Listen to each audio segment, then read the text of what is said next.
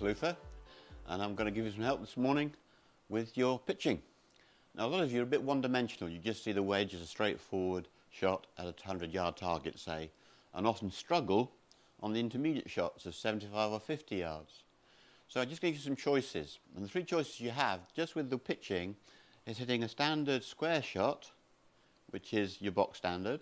If you want more height and more stop, we play across the ball and we use the path to make the ball go higher, and that works when the flag's at the front of the green. But you might have the flag at the back of a green, upper two-tier, bit of breeze into you, you've got to get up onto that top tier, otherwise you're in three-putt territory. And then very simply by playing from a closed stance and a closed face, you get a lower shot that releases up the green. So on the first shot here, down at Spyglass, I've got 107 yards. I'm going to hit a full pitch off a square stance. So here we go.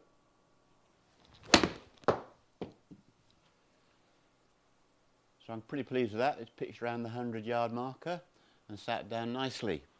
So that's a square stance, square blade, dead solid, straightforward shot with a hint of draw. Remembering, of course, that pitching has some wrist hinge, so you don't want to be tense or tight or stop your wrist and your form's working.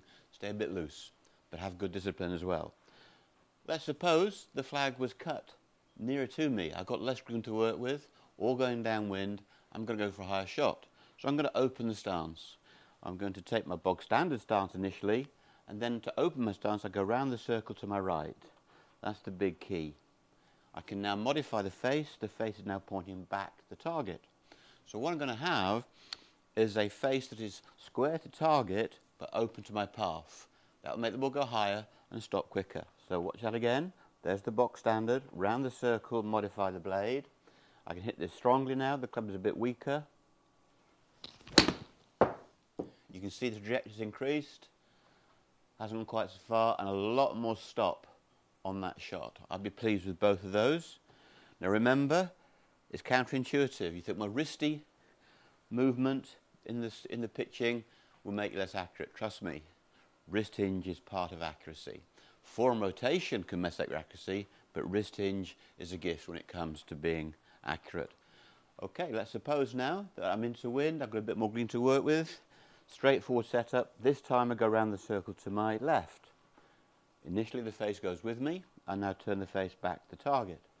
Watch how much lower this shot goes, similar sort of distance. Ball starts out to the right, the lower of the three, and it's a bit stronger, you see. It's got me up the green. Hogan gave us the classic explanation of course management regarding yardage. If the flag was at the back, play a low shot. Flag at the front, play a high shot. Flag on the left, play a draw. Flag on the right, play a fade. And if that worked for Hogan, it'll work for you.